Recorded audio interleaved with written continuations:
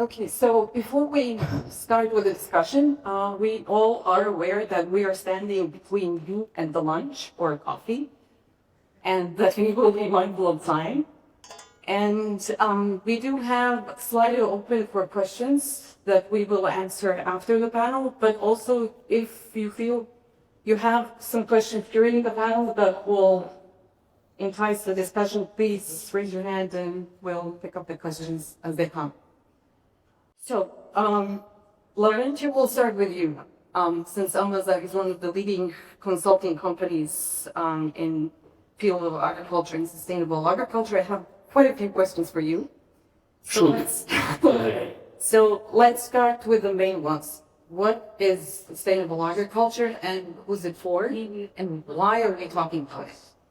Okay, good. So thank you very much for the invitation and congratulations to the organizers for organizing such a wonderful event. For me, it's my first time here. MFI is a new thing for me. I deal with agriculture.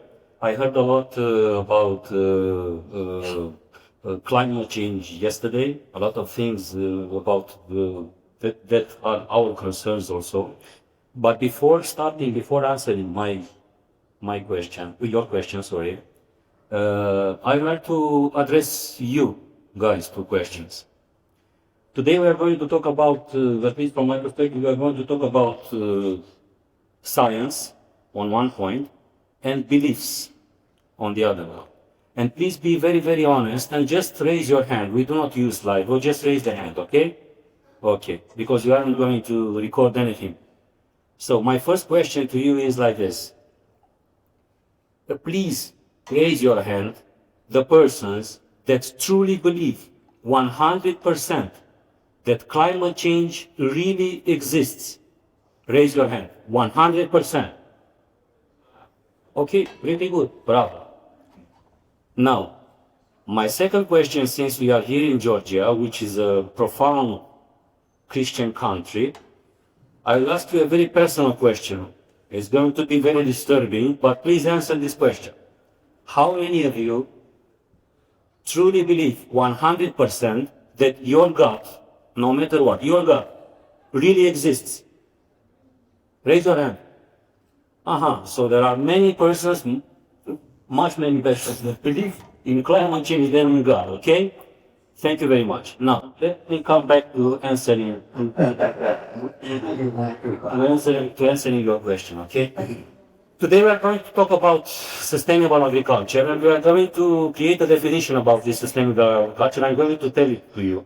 But before this, let's make some ground, let's say, some baselines for our discussion. First, about the agriculture itself. You mentioned in your opening speech that there are a lot of concerns about this sustainable agriculture if it fits for all. Listen, we are not talking about the Large Hadron Collider particle acceleration in Geneva. Yes, this is not rocket science, it's agriculture. So it's plain and simple. So believe that everything that we are going to talk here is very, very simple. Second, agriculture is not nature. Agriculture is an industry, okay? When implementing agriculture, farmers work with nature, but they alter the nature, they transform the nature, okay? Third, agriculture by itself, it is sustainable. If we do not have food, we all die. And we will consider this event, if we are going to eat later on, we will be all nervous, okay? So these are some of the fundamentals that we should be based on when analyzing what we are going to talk about later on, yes, during our panel. Now, coming back to being a farmer. You know, today being a farmer is a pretty complicated and a pretty stressy thing. Why is that so? Because first of all, of course, you have to deal with climate change. From my perspective, at my question, I would definitely raise two hands. Climate change really exists. Okay? So, being a farmer, you have to work with this. Do you know what climate change means for the farmers? It doesn't mean an increase in 1.5 degrees as the Paris Accord means. It means for farmers, climate change means high variations in temperature. Because today we can have a temperature, tomorrow lower temperature with 20 degrees Celsius. For farmers, climate change means an unevenly distributed distribution of rain throughout the whole season. So even though it rains quite the same quantity of rain throughout the whole year, it isn't distributed the way it should be. So this is why farmers are facing drought, okay? This means stress for the farmers. Also, being a farmer is a very, very hard job. You have to wake up 3 o'clock, 4 o'clock in the morning. You have to work when harvesting during summertime, you have to work a lot on 40, 50 degrees Celsius in the field. So it's a very hard job, okay? Apart from this, you're facing a lot of regulatory problems. You're facing a lot of problems with your workforce and so on. This is why you're very, very stressed. Now in Romania right now, we are taking into consideration very, very seriously to provide some mental health programs for the farmers. Now coming back to what sustainable agriculture is and to define this concept. Of course, sustainability, as I'm sure you all are aware of, sustainability tackles 3 different things. The first one is the environment, the second one is the economical, and the third one is the consumer. Okay? Please don't make the mistake that farmers go towards this road of sustainable agriculture to save the planet. They don't do it for this. The only reason why they are doing it is to save themselves. Because agribusiness, agriculture, farming is a business. So this is our fundamental discussion here. We are going to talk about the rationale for why the farmers are investing in this. And now about this sustainable agriculture, of course, sustainable agriculture means providing food, enough food for the population, not too much food, enough food for the population, while in the same time preserving the biodiversity and the environment and consuming less resources. So this is the definition about the sustainable agriculture. Okay, thank you. All right, so moving on, Sami, I think you're going to be next. So your vast experience from different industries, and you know microfinance sector well.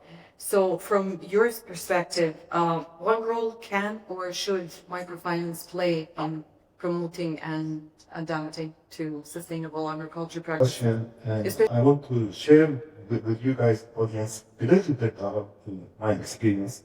Not because I love talking about myself, but just illustrate that the topic I'm gonna have this. I spent a long time on it. I spent 33 years in the corporate sector. 10 years with MasterCard in Dubai and in New York. Before that, with Barclays Bank in Dubai.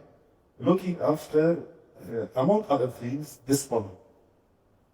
Our work, I was leading public-private partnerships, financial inclusion, reaching the last mile, creating projects that reach smallholder farmers and SMEs at a global level. And the way I call my journey, now that I'm living in the Ivory Coast and being an agricultural investor myself after this life, is that it's the same problem, but I moved from addressing it from the ivory tower to the Ivory Coast. And it's the same problem, but it's very different perspective. I'll give you one example. A few weeks back, I was in Canada, in Montreal, for a family occasion. And I was talking to my nephews and nieces. They asked me, what do you do, etc. I told them climate change. And it was tough. I was shocked how tough it was for me to be sitting in Canada, I mean, Canadians here, I could place, explaining to them how real climate change is. With figures, with statistics. But when I'm with farmers, it is my best time ever. I spend so much time with farmers, you know, at the last mile off grid. Before you mention climate change, they mention. If you ask them what's your biggest problem, 9 out of 10 times they say climate change. And that's important, perspective. So back to your question, Daniel. I will offer you a deal. I'm with Denise biology, we're good at DNA. I'll offer you one solution for 3 problems. We live in a world whereby every problem requires multiple solutions or no solution. And look at Trump, how he solved that problem. Some problems have no solution. I offer you one solution where MFIs are uniquely positioned to solve three problems: food security, climate impact, and poverty. One solution for all of them. It's called what Lorenzo was talking about. Because the three are related. We're standing between you and Barsh. There's no Barsh if there's no food security. There's no lunch if we don't look after 600 million small farmers in the world today. The reason you're having lunch is their work. Most of them go to bed hungry every night, and their kids go to bed hungry every night. 600 million farmers living off their last mile. Banks cannot reach them. Fintechs, despite everything, cannot reach them because there's exodus of kids from villages and farms, and they don't come back. It's all easy. Financially illiterate, digitally illiterate. Food security is a big problem in the world. By 2050, we have 10 billion people that have to be fed. Not only people. Guess how many chicken live in the world today? Give me a number. Throw a number. Billion, something million. Good. 33 billion chicken live in a world of 8 billion people. 1.5 billion cows. 1.3 billion sheep. 1.1 billion goats. 1 billion pigs. And agriculture feeds all of them. So food security is more than just feeding us, and this is a big problem. The second one, very quickly, climate change. I said this here, you all believe in it more than you believe in other things. And farmers are acutely aware of it. It's a major problem. And poverty, as I mentioned, farmers are poor. Sustainable farming addresses all three problems at the same time. So food security is not only availability of food, it's availability of quality food. The amount of pesticides and herbicides, there's a reason there are no bees anymore in the world and no more pollination. So it's food security and it's nutrition security. Sustainable farming addresses that. Because in sustainable farming, we get out of chemicals, gradually, we get into organic. And I can put those on. And sustainable farming, many people don't know that it addresses climate change. Today, more than 1/3 of the greenhouse emissions is coming from the agricultural practices, the bad ones. Monoculture and carbon emissions and all that kind of stuff. It's very bad. And the solution addresses Okay. multiple problems. All right. So now coming to the practitioners, now we've heard how it sounds in theory and why is it important and what are the paramount changes that we need to make. So but let's see how it is when we really start doing it. Maybe we can start with make it fit. Grazo, from your perspective, what role can or should institutions like Microfin play in promoting these practices? And what was the reason for Microfin to embark on this journey? Thank you for inviting me to participate in this panel. Yes, Microfin has very extensive experience in microfinance and in providing services and loans to farmers. We started working back in 1997, and I believe some of our very first loans were given to small farmers in Bosnia and Herzegovina.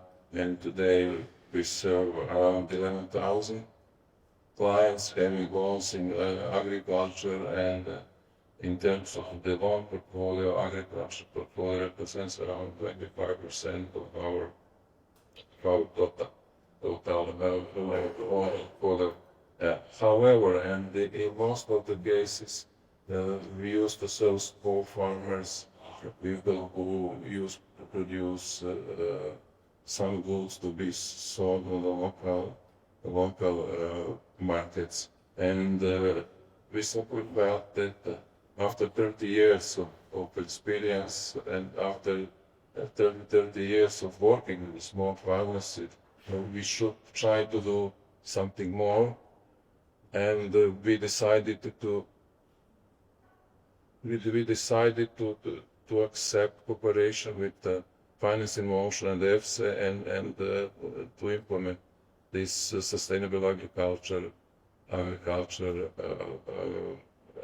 to develop sustainable agriculture portfolio. And when it comes to that, the key idea in MFC was let's try to make some change. Let's try to serve different type of clients, different type of agriculture producers on one side, and on the other side we also understood that this type of agriculture has some important advantages when it comes to the preservation of natural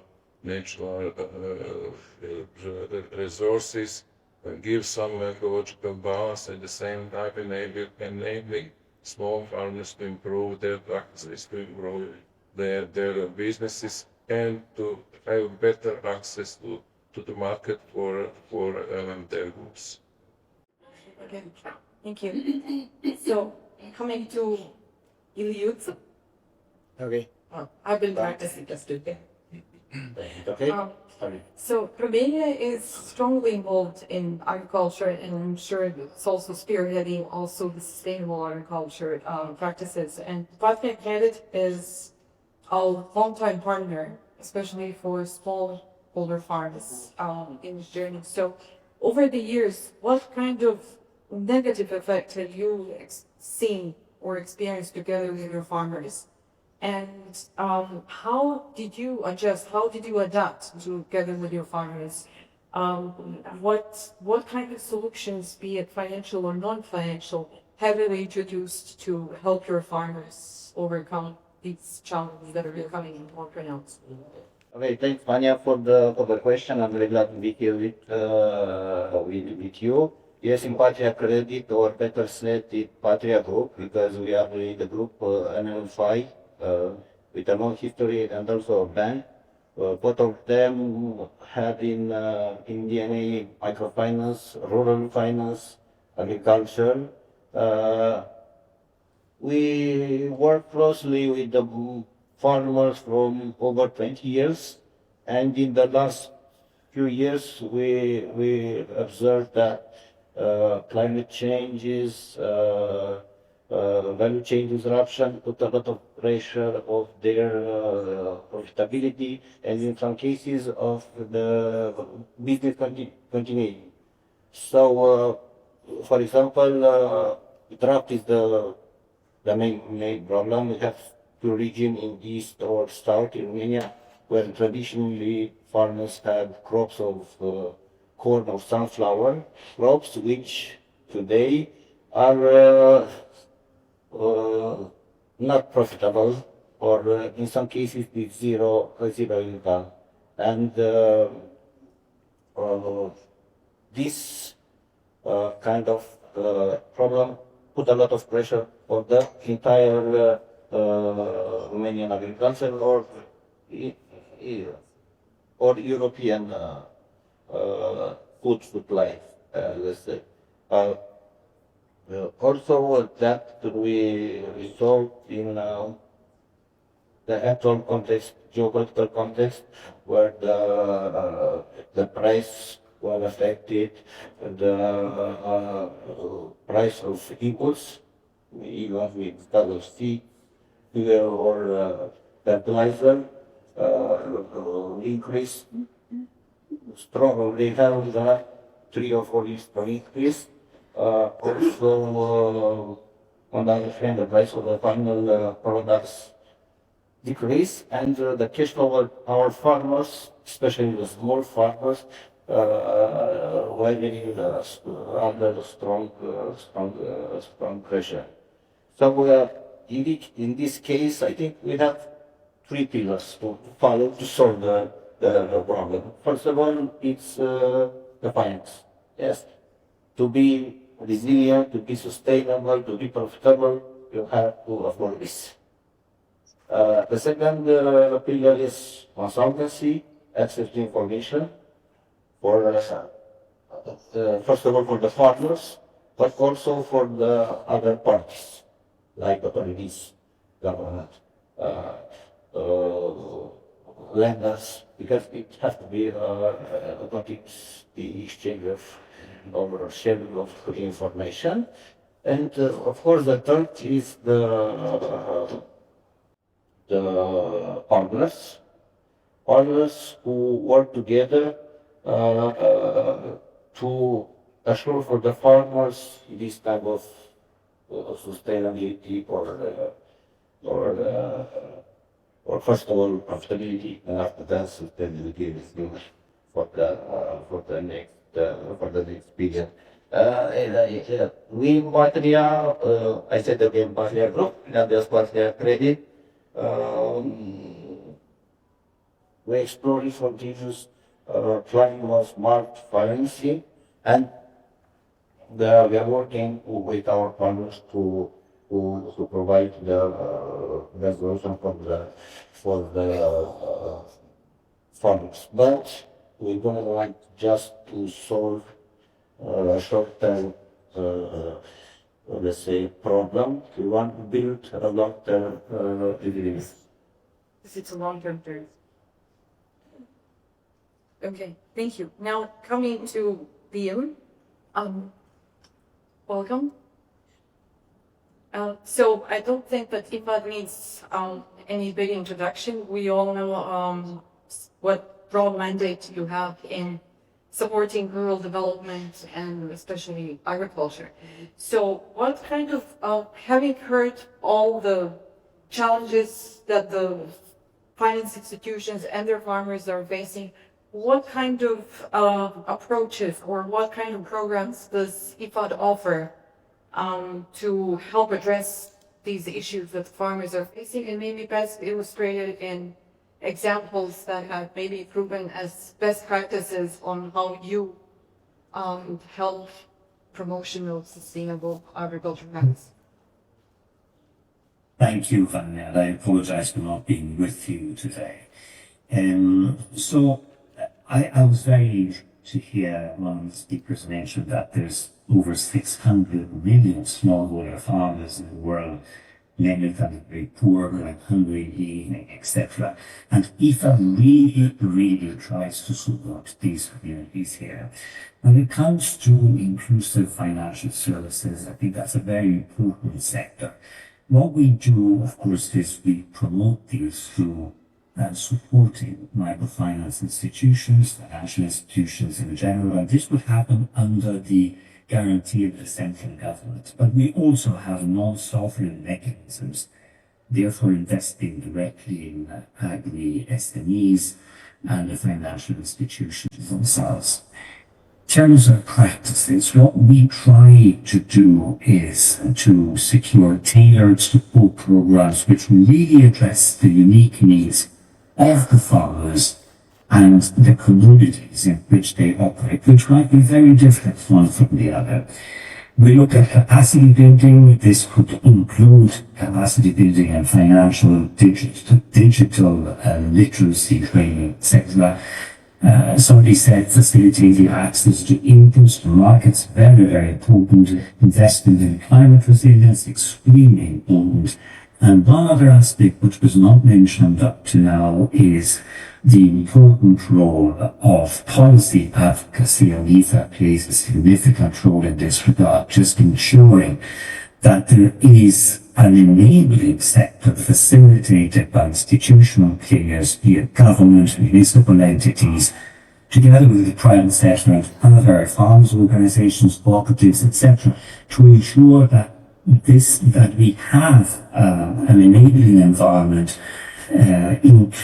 inclusive of banks, microfinance institutions. Everybody must be able to operate on win-win terms. Now, when you asked me to refer to some specific examples of EFA's work to overcome some of the reluctance, the resistance of microfinance institutions, financial institutions to engage with the rural sector. Oftentimes, the actors there do not have access to collateral, so it's very difficult and very risky business when dealing especially with the small growers that we were referring to before. So one example that comes to my mind is an investment in Uzbekistan. IFA approved a loan, a small loan, $2.5 million to Hancock Bank. This is a commercial financial institution which has strong commitment to inclusive rural development. The bank had liquidity challenges and faced strong competition. Through this injection of liquidity from IFA, the bank is now in a position to provide over 1,500 micro loans of very small size, $1,000, $5,000, $10,000 to small-scale farmers and some small agri businesses. And these operate in the dairy value chain or in the horticulture sector. And these micro loans are made available to the lowest yielding clients, those who really have no collateral to offer. Oftentimes this means women, it means young people. So even though it's a small investment, we hope that it has a demonstration effect, somehow a catalytic effect to engage with other commercial banks at the same time. Okay, great, thank you. So, first, we have to take into account the thing that was mentioned already by my colleagues in the panel. It's about the profit. Think about one topic. They are water dependent, they are weather dependent. So if it rains, they are happy. If it doesn't rain, you wouldn't like to phone them, because they will not answer your phone calls. So the first thing that you as a partner, you are going to do, you should look at your profitability as mentioned. So profitability is the key. No matter if it rains or not. If it rains, you're profitable. If it doesn't rain, you are still profitable. Coming back to the question about the investments. Keep in mind one thing. First, you do not need to make big investments. I'm going to show you some pictures, and I'm going to ask our colleagues to show the pictures, and I'm going to explain you what we are having on those pictures. But you do not need big investments. You can make small investments. Farmers can make small investments in small equipment to become more economically resilient, more profitable. Okay? First of all. Second, not even investments in greenfield investment, let's say, not new type of equipment. They can also invest in second-hand equipment. They are good, they can use it. There is a whole bunch of market for this. Okay? This is the first topic, so about investments. The second topic, you have to explain to farmers what is the return on that investment. What do you do if you invest in a variable seed rate applier? This type of equipment, the variable seed rate, applies the variable fertilizer rate applier, applies the fertilizer only where it's needed. For this, you have to have access to data. You have to have access to proper equipment. If you will make an investment of X, you will get your profit, you will get your investment back in this amount of years. And third, which is very important also, what do you do, Mr. or Mrs. Farmer, if you will not do this investment? What is going to happen to you? And he or she or you will not like the answer. He will disappear. Period. As Iuța already said, it is very, very true. In the southeastern part of Romania, due to the climate change, farmers cannot grow corn or sunflower anymore. But here in this picture, we are having this picture actually is from the southeastern part of Romania. These are real pictures from our farming communities. By the way, we are dealing with this. Yes, we get our farmers a lot, and this is why I know all this information, even though I'm a telecom engineer, so I'm not an agronomist, okay? But here, in this picture, you will see, even though this is a large equipment, with 24 little pieces that can put seed, this is a seeder, okay? It seeds sunflower. But this type of equipment, it's a direct driller. It means that it's between harvesting and seeding, the farmer doesn't do any other type of any other type of working the soil. How does this help? First, for the environment, it helps a lot. Because if you do not move the soil, if you don't till, if you don't plow the soil, then it means the water will not evaporate. There is going to be a lot of life within the soil. Within soil, there are a lot of earthworms, a lot of things that are living things that are contributing to the fertility of the soil. If the soil is more fertile, it means that you as a farmer, you will not have to use many fertilizer, too much fertilizer. Again, you're going to gain more money, okay? Also, this type of equipment protects or helps in capturing the carbon. In Romania, we have several players that are serving farmers, are paying farmers more per hectare, up to 30, 35 euros per hectare, if they implement practices like this one, okay? So, first, don't maybe you're taking into account, okay, this is a new equipment, by the way. It can be an old one, an already used one, a second-hand one, and also a small one, yeah? You know, farmers, actually, they are numbering they are counting the number of the earthworms on a square meter. This is an indicator, a science indicator of the presence of a good quality soil, okay?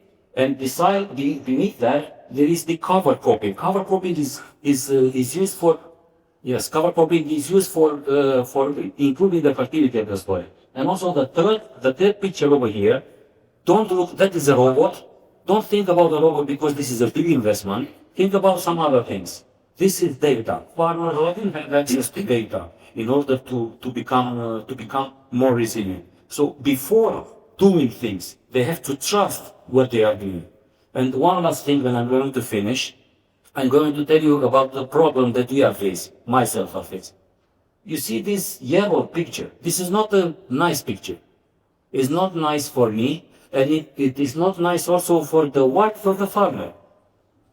It is not nice for the consciousness of the farmer himself.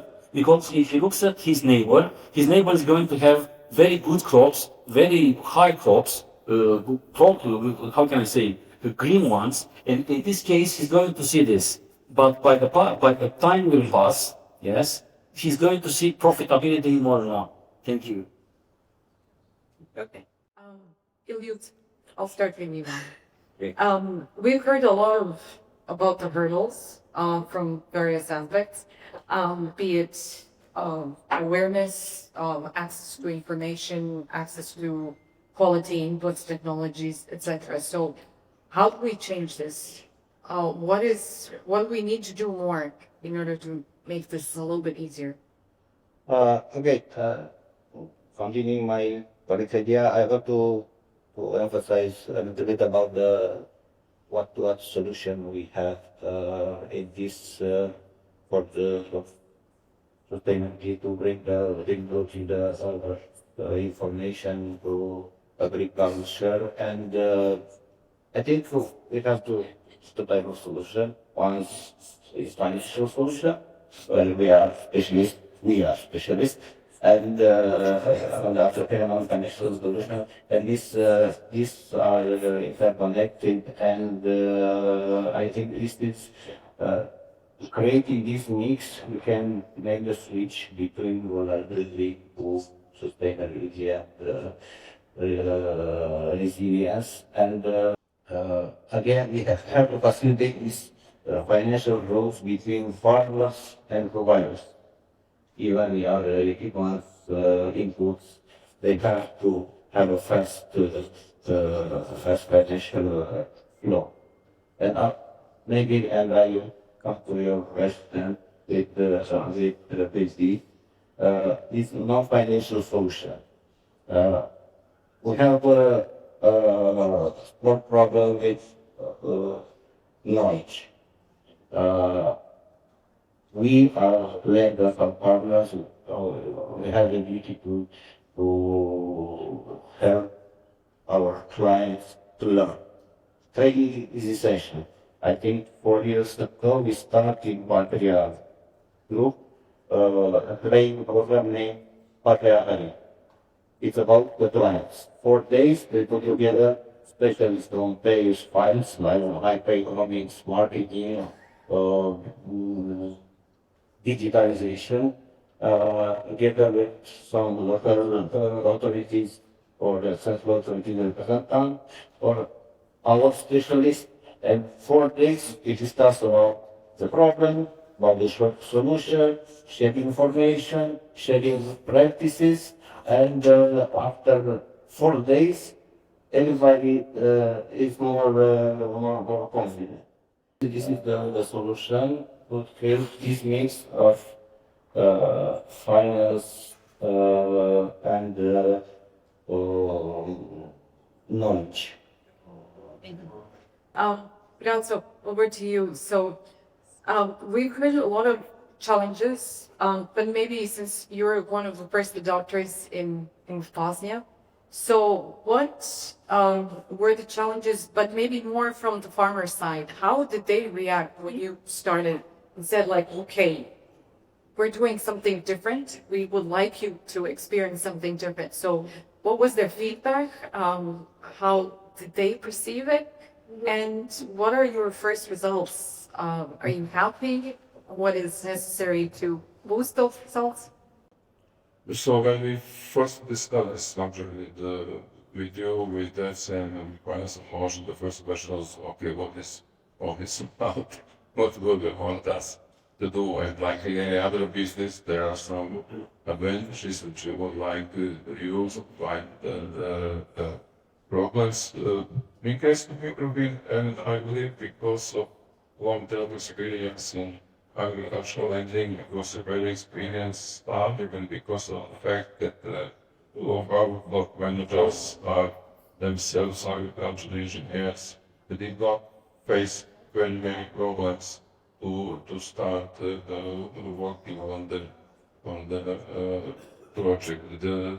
We had some issues, for example, need to make some adjustments to your existing products. You must make some adjustments to your MIS to be able to report to EFS about the disbursement. But that's nothing which we felt was like unresolved issue. But to our mind, and from our experience, the key moment was TA, the grant for TA provided by EFSA, which we used to hire the external professional expert who assisted us very much in preparing on one side bigger thing for this type of lending, and even more important for preparing clients to understand what are the advantages of the sustainable agriculture. And in cooperation with this consultant, we organized 20 workshops all over the country, and we trained in total, I think, 110 local staff, local law officers. We also trained around 200 clients. That was a good thing. The fact, even a problem was that in terms of timing. So we started with the provision of the consultant services sometimes in summer and in October, and we were entering low season for agriculture. So practically we started some bigger disbursements of the loans this spring. And at this moment we have a little more than 100 loans disbursed for sustainable agriculture, and we are close to 1 million euros in total disbursements. We believe that the portfolio will grow in the upcoming months, and we are very looking forward to see what the final results will be. Thank you. You remember my previous two questions, yes? My answer to your question is to have faith and to believe in science. Both of them. That's bad. Sam? My first point is that you have to, it's not a problem we can ignore. Second, there's money for everyone. Everybody will benefit. Did you? So, like I said, first of all, learn, and after that, invest. Martha? Just very, very short, just do it. That's all. That's simple as that. And you? I would say innovation, attention to water-related issues, very important in many countries, but also a participatory approach. And nothing works if it's top-down. We need to engage the communities, the farmers themselves in the planning of their future and the implementation of Perfect. Thank you very much. Well, my panelists actually gave me a great conclusion, so thank you. And thank you for your patience.